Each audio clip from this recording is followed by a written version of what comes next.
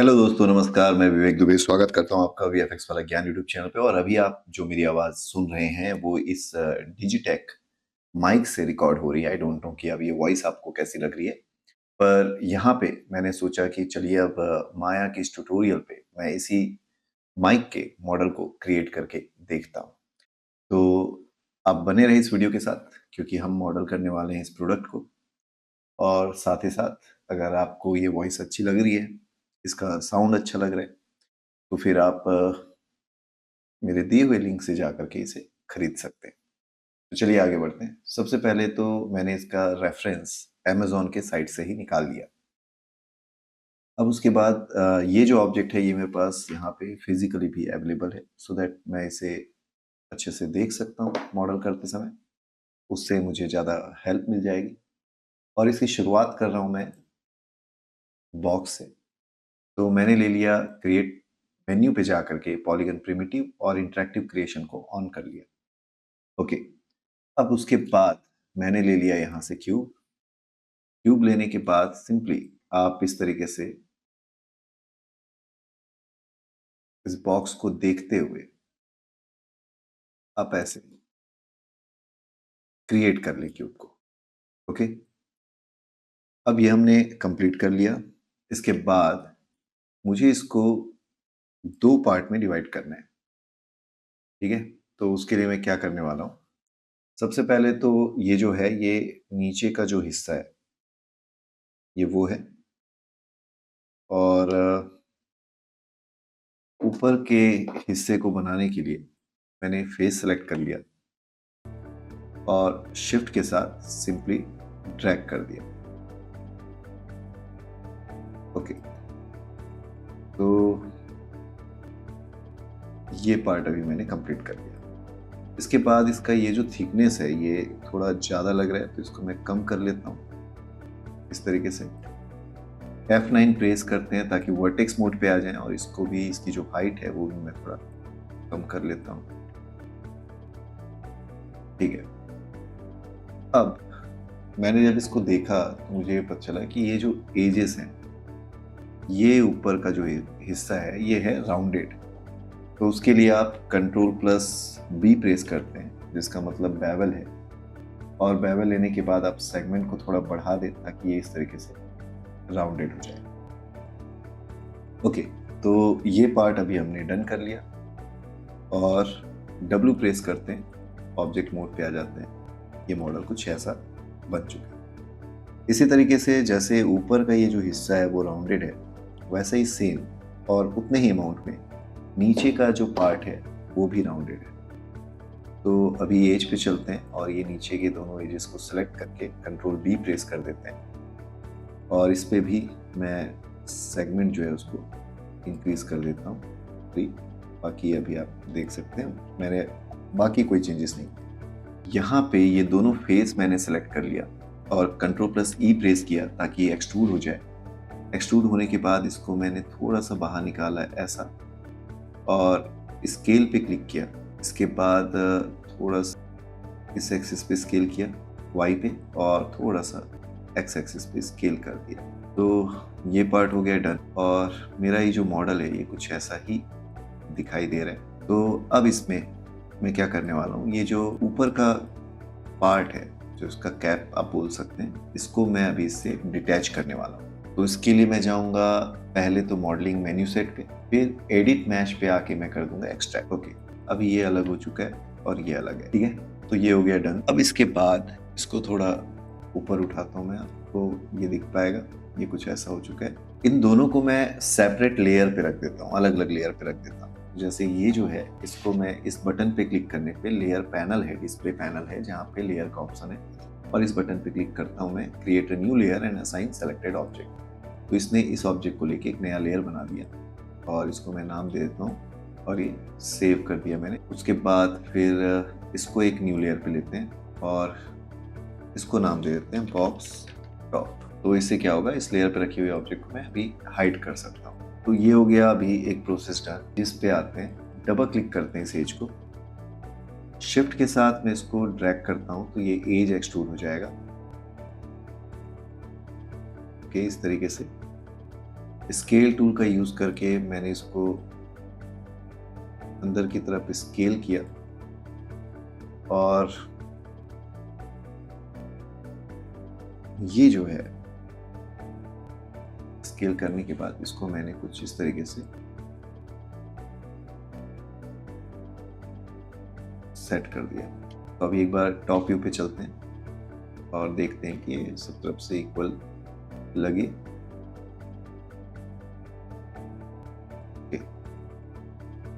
मुझे लग रहा है थोड़ा ज़्यादा स्केल कर दिया मैंने, तो सेंटर की स्केलिंग को लेके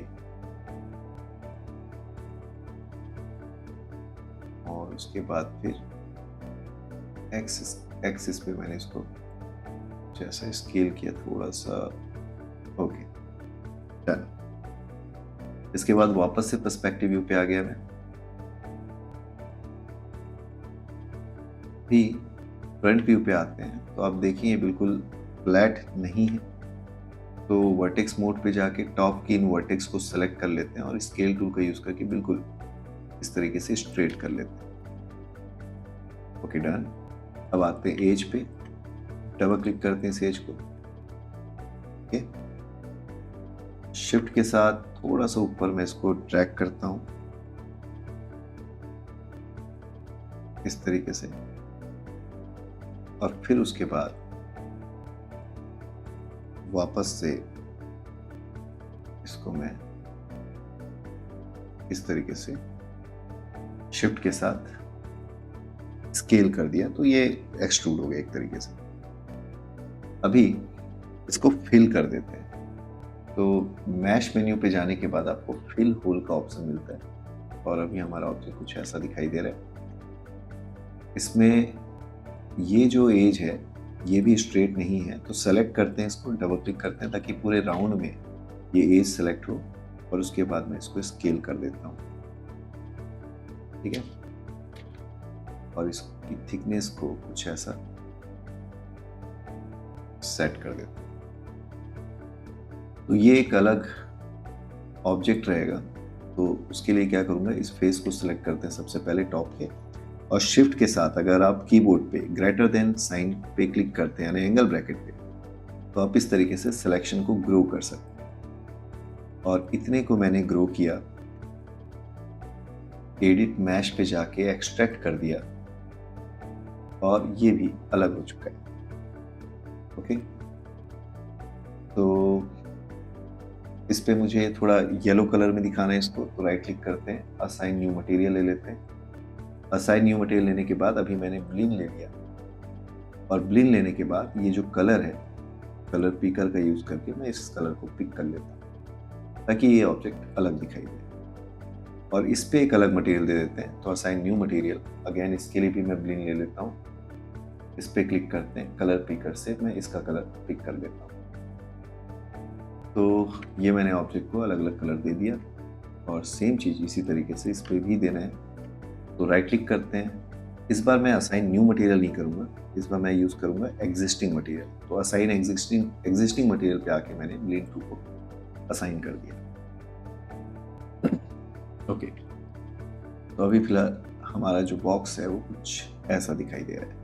अभी अगर मैं इसको 3 प्रेस करूं तो आप देख सकते हैं ये कुछ ऐसा चेंज हो गया है। तो उसका सॉल्यूशन ये है कि मैं चले जाऊं मैश टूल पे और ले लूं इंसर्ट एज लुक टूल, यहाँ से एज इंसर्ट कर दूं, इसी तरीके से इस जगह पे भी एज इंसर्ट कर दूं। सेम ऐसा इस तरफ भी करते हैं, यहाँ पे एक एज इंसर्ट करते हैं, यहाँ पे भी एक एज इंसर्ट करते हैं ताकि शेप लॉक रहे। ओके, तो ये हो गया, और इसी तरीके से इधर भी एक एज ले लेते हैं। अब अगर 3 प्रेस करते हैं तो इस जगह पे एक प्रॉपर फ्रीज हमें देखने को मिलेगी, और वैसा ही यहाँ पे भी।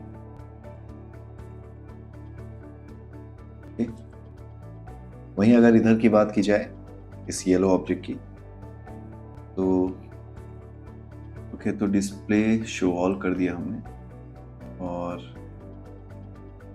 इसके एज पे चलते हैं, और ये भी आप देख सकते हैं स्ट्रेट नहीं है। तो फ्रंट व्यू पे आके इस तरीके से इसको स्केल कर देते हैं और मूव करके यहाँ हिट कर देते हैं। तो अभी हमारा ये बॉक्स बन चुका है इस माइक्रोफोन का। ओके, अब इसमें आप देख सकते हैं ये रिसीवर है और उसके अलावा ये ट्रांसमीटर है। ये भी हमें मॉडल करना है। उसको मॉडल करने के लिए मैं बनाने वाला हूँ एक दूसरा वीडियो, यानी पार्ट 2।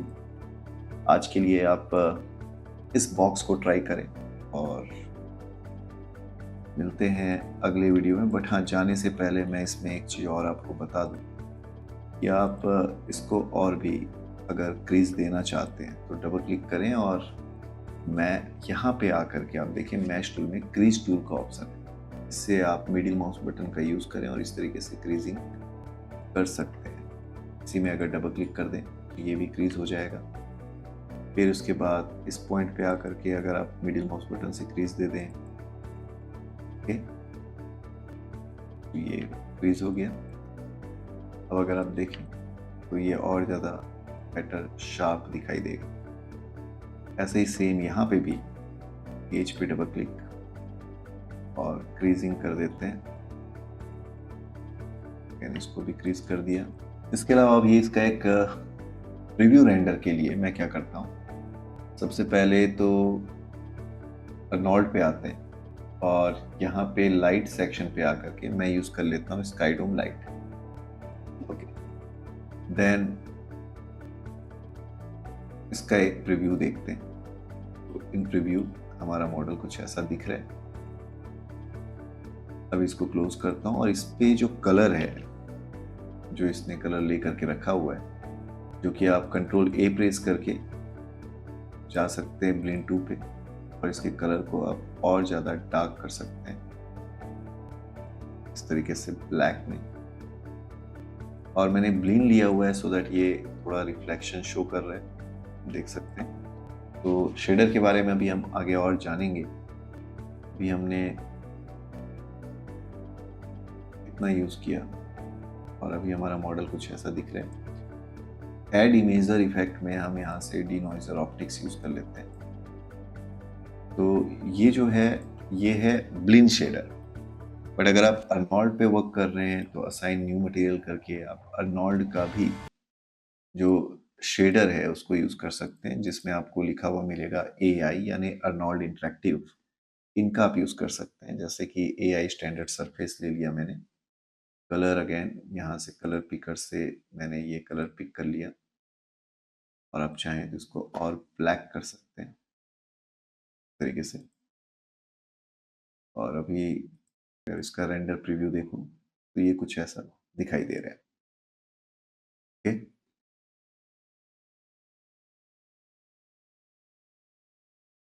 बाकी लेबलिंग कैसे करना है ये सारी चीज़ें आपको पता चलेगी। और शुरुआत जो है वो कुछ इस तरीके से हमने किया हुआ है। अभी मैं यहाँ से इस बटन को ऑन कर लेता हूँ, वायर फ्रेम ऑन शेडेड, ताकि हमारा मॉडल जो है वो यहाँ पे केवल फ्लैट ब्लैक कलर में ना दिखे, तो वायर फ्रेम भी दिखाई दे। अब हमें बनाना है ये रिसीवर और साथ ही साथ ये ट्रांसमीटर। तो रिसीवर को बनाना शुरू करते हैं। इसके लिए हमें एक क्यूब लेना है और क्यूब को इस तरीके से मैं रेक्टेंगुलर शेप में ड्रॉ कर लेता हूँ। ओके, तो ये हो गया क्यूब ड्रॉ। स्केल टूल का यूज करके थोड़ा सा इसकी स्केलिंग कम करते हैं। एज पे आते हैं। अब जैसा कि हमने बॉक्स को राउंडेड किया वैसे इसके एजेस को भी सिलेक्ट करके कंट्रोल V प्रेस कर लेते हैं। सेगमेंट थोड़ा बढ़ा लेते हैं और फ्रिक्शन भी थोड़ा सा इंक्रीज करते हैं ताकि ये और ज़्यादा राउंड हो जाए। ओके, इसके बाद ये जो सेक्शन है इसमें भी वैसा ही क्रीज है जैसे आपने इधर देखा था। तो इस फेस को सिलेक्ट करते हैं और इस फेस को सिलेक्ट करके कंट्रोल E प्रेस करते हैं। उसके बाद थोड़ा सा ऐसा एक्सट्रूड बाहर की तरफ स्केल टूल ले करके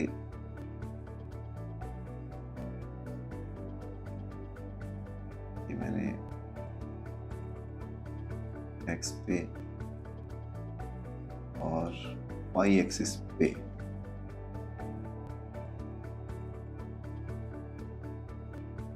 तो एक्सट्रूड कर दिया।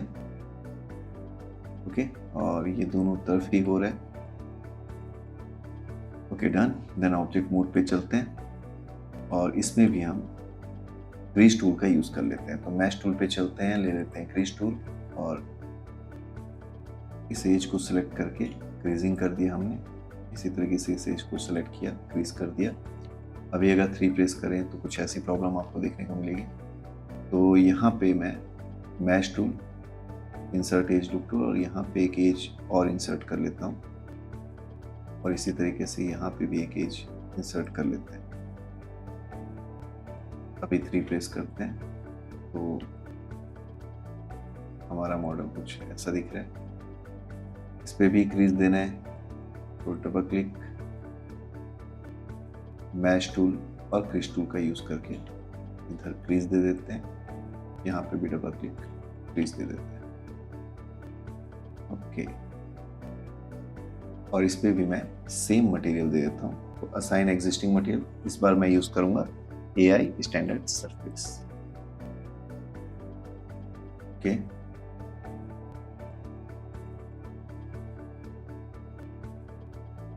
फिलहाल अगर मैं इसका प्रीव्यू देखूं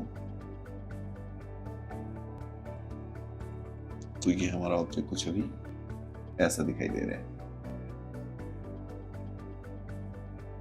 मैं इस पे मैश टूल ले लेता हूं और इंसर्ट एज लूप टूल लेके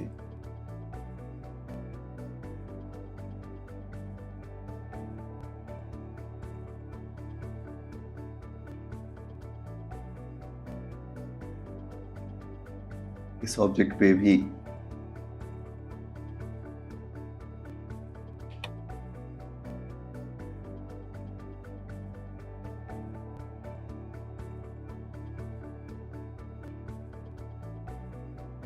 यहाँ पे एज इंसर्ट कर लेते हैं। ऐसा सेम इधर भी एज इंसर्ट कर लेते हैं।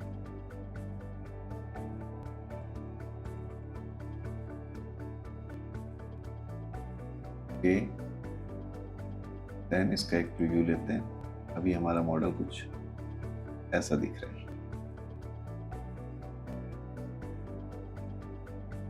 ठीक है, अब इसमें हमें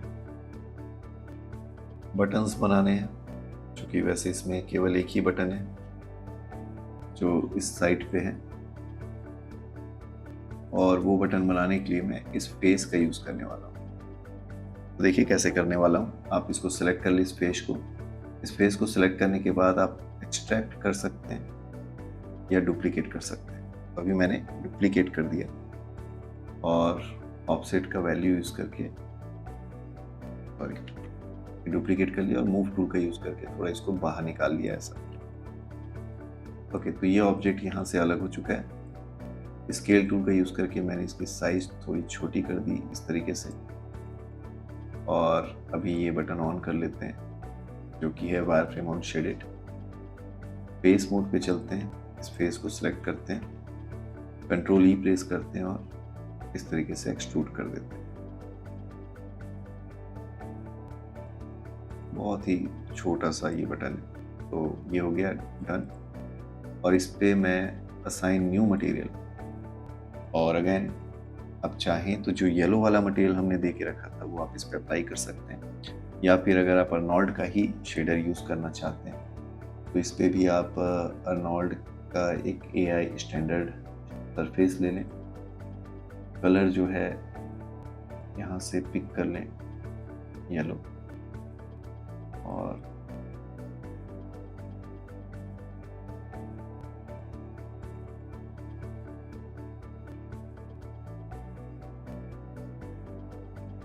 इस पे रिफ्लेक्शन नहीं चाहिए तो इसका स्पेकुलर वैल्यू मैंने बहुत कम रख दिया, रफनेस थोड़ा सा बढ़ाया, थोड़ा येलो को राइट किया, उसके बाद ओके डन। अब इसके बाद इसमें भी ये जो एज है, इस एज को राउंड करना है, तो डबल क्लिक कर दिया उस एज पे और उसके बगल वाले एज पे, उसके बाद कंट्रोल बी ताकि बेवल हो जाए, ट्रैक्शन पे आके इसको थोड़ा राउंड किया इस तरीके से और सेगमेंट को इंक्रीज कर देते हैं ऐसा। F प्रेस करते हैं ताकि सिलेक्टेड ऑब्जेक्ट व्यू पोर्ट के सेंटर पे आ जाए। मैश टूल लेके इंसर्ट एज लूप टूल और यहाँ पे एक एज इंसर्ट किया, वैसे एक एज यहाँ पे इंसर्ट कर दिया। ओके, अभी इस पे भी क्रीज दे देते हैं। तो उसके लिए क्या करना होगा, सबसे पहले तो एज पे चलते हैं, डबल क्लिक करते हैं दोनों एज को, मैश टूल पे आके क्रीज टूल और इस तरीके से इस पे क्रीजिंग कर लेते हैं। ओके, तो ये अभी बटन हो चुका है और मॉडिफाई पे जाके सेंटर पावर्ड, तो इस बटन को मूव कर देते हैं इस तरह। अभी ये जो बटन है ये इसका हिस्सा है, तो क्या करते हैं, इसको सिलेक्ट रखते हैं और साथ ही साथ इसको भी सिलेक्ट करते हैं। इसकी थिकनेस मेरे ख्याल से थोड़ी ज़्यादा लग रही है, तो अभी इसको थोड़ा कम करते हैं और बटन की थिकनेस को थोड़ा सा बढ़ा देते हैं। अब इसको सेलेक्ट करते हैं, इसको भी सिलेक्ट करते हैं और ग्रुप बनाने के लिए आप कंट्रोल जी प्रेस करते हैं। तो अभी ये ग्रुप बन चुका है। अब इसमें हमें एक क्लिप बनाना है। फिलहाल अभी एक रेंडर देखते हैं।